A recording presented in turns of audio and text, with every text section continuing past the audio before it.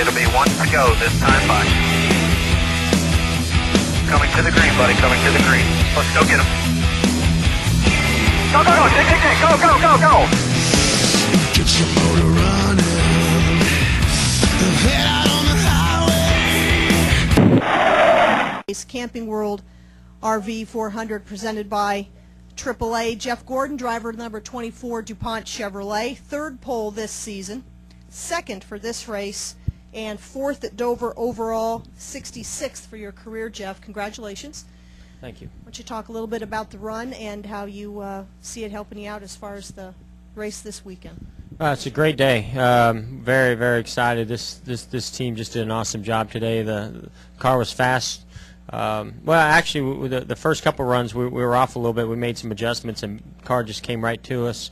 A little bit different tire that Goodyear brought here this weekend, so we knew we might have to adjust a bit.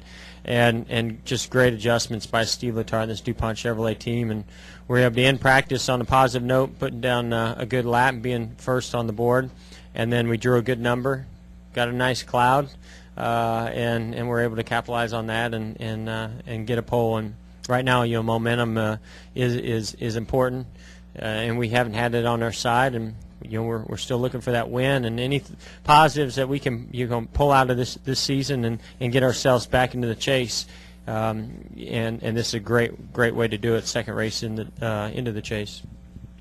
Questions for Jeff Gordon? We've got the wireless mics. Please give us your name, affiliation, raise your hand. We'll bring them to you.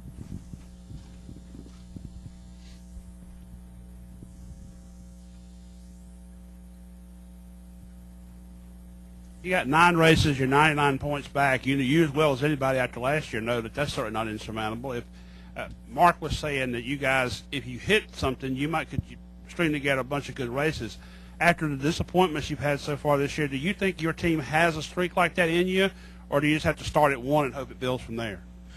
Well, I mean, I feel like we always have that in us, but when you haven't seen a real glimmer of that up to this point, then it's about doing it just 1 week at a time and not trying to think too big or too far ahead. Right now it's just getting the comfort and the speed out of the car when we unload it off the truck, or making adjustments that make improvements as we go through the day or through the weekend.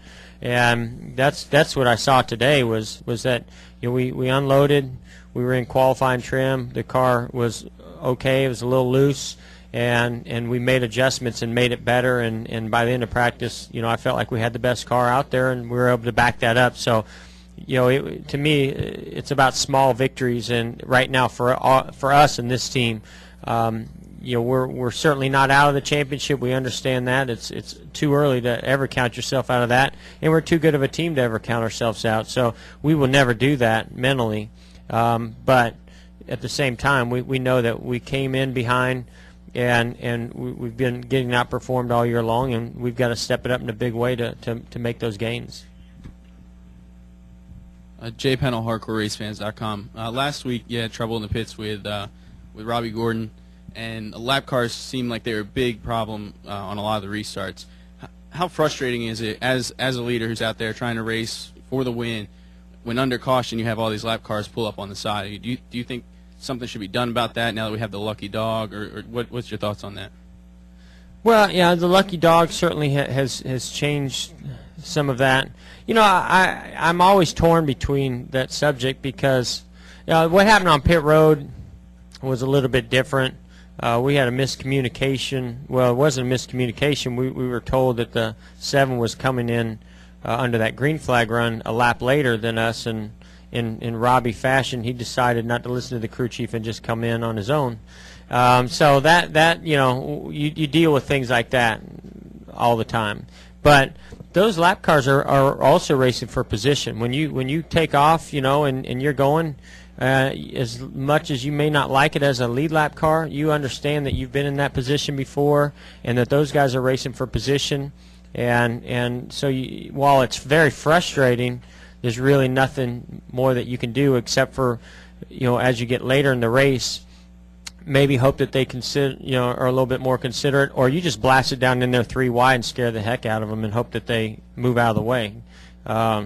that's about the only options that you have, and it's frustrating. But I don't see how you do anything about it, because there's times when you're on the flip side of that, and you're one of those lap cars trying to get that lucky dog or battle for that position, and you've got to race hard for the whole race against those guys to get those positions, because they're battling for top 35 in points or whatever it may be. They're battling for something that's important to them, just as important as it is to other guys.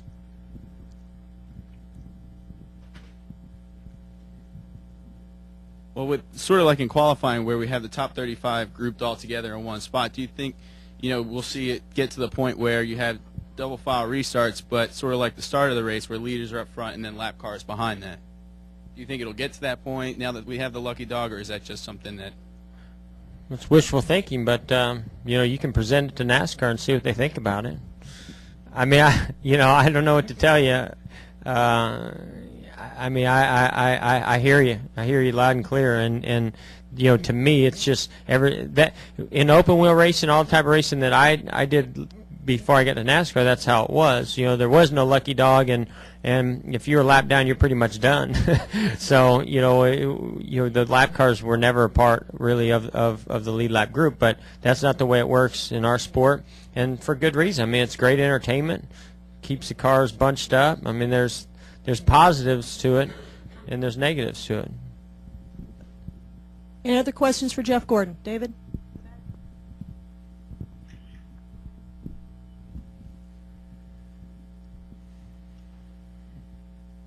Mentally, when a season like this, when you haven't won, and you and your guys aren't used to that, at what point does your role or somebody else's role in the team change to sort of try to be the guy that pumps guys up? And maybe you do it all the time, but at what point does it become more of a let's rally around the gang kind of a deal, as opposed to just going about your business? Has it reached that a long time ago? I mean, what's the deal? It's reached it prior to this weekend. Yeah. I believe actions speak louder than words. You can give all the pep talks in the world, and you can have somebody come in and give the greatest speech, or you can give it yourself, and it doesn't make near as big of an impact as just going out there and doing it. I do believe that your attitude plays a role, but I believe hard work and working in the right direction to get the car to go fast is the most important thing. So my role, I feel like, has been showing how do I show this team how committed I am to getting us back into victory lane, to being in the chase, to being a threat for the championship. We had a test in Kentucky this week. I wasn't scheduled to be there. Brad Keselowski was going to drive the car, and I was able to work my schedule around to be there. We tested till 9 p.m. over there on Wednesday night. So it's things like that. It's going in the shop. It's showing up early for practice, and it's putting a big lap out there like we did today. That to me does a lot more than just going out there and trying to be a leader by saying all the right things to him. I don't know. Maybe I'm just not good at that. I'm better off just trying to make the car go fast and helping them win races as a team. I can tell you, when you win, all that other stuff goes right out the window. None of that means anything then. Yep. Jeff, what's more important about what you did today, showing that you have a fast car, or getting that, especially at this track, that first pit stall, and as far as the race is concerned? Well, I think on Sunday it's going to be about the pit stall, but today, what I liked about it was the fact that we had a fast race car, and the car it feels good, it feels comfortable, it's doing what I want it to do, and even when it wasn't, we made adjustments, and they made the car better. So, that's just a great team group effort that the results speak for themselves. Tomorrow will be a whole nother step and test for the weekend of seeing what we're like in our race conditions. We only made qualifying runs today, and so tomorrow will be the big test to see what we've got for Sunday.